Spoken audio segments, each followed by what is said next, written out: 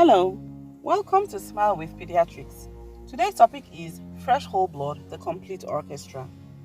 When whole blood is transfused within minutes to a few hours of donation, it is particularly fresh and lacks some of the drawbacks of stored blood, including acid base, glucose, and electrolyte derangements. These derangements may cause severe morbidities in sick children, worsen the existing morbidities, or even lead to death. On the contrary, whole blood contains the physiologic buffers of the body that provide the optimal environment for enzyme activity and other metabolic processes. Trending discoveries of new functions of the acellular constituents of whole blood continue to emerge.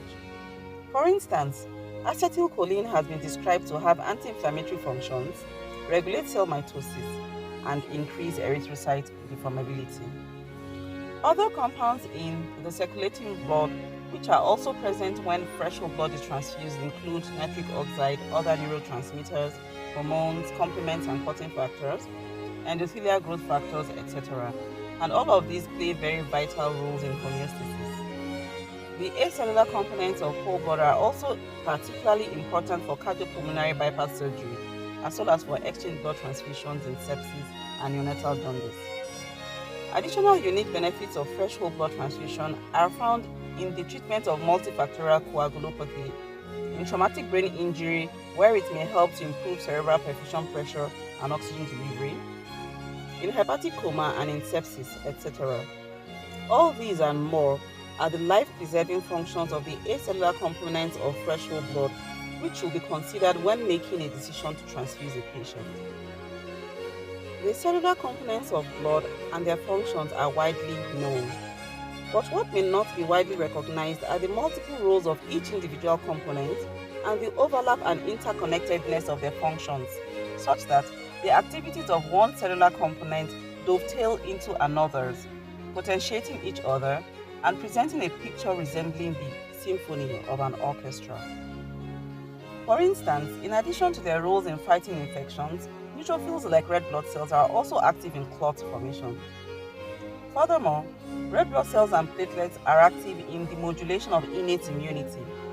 By binding to cytokines, red blood cells modulate neutrophil recruitment and activation, and they also generate toxic reactive oxygen species that function in host defense.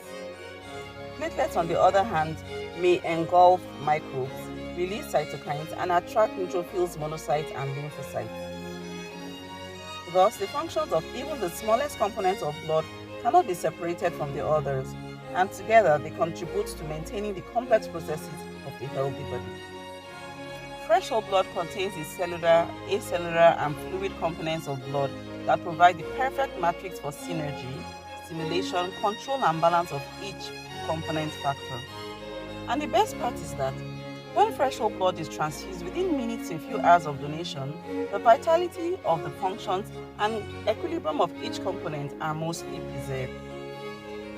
This means that when a patient receives fresh whole blood, in addition to the deficient blood factor in the patient, they receive a living and functional mechanism that interacts in a complex and intricate manner to restore homeostasis, in a process that is yet inconceivable to the human mind.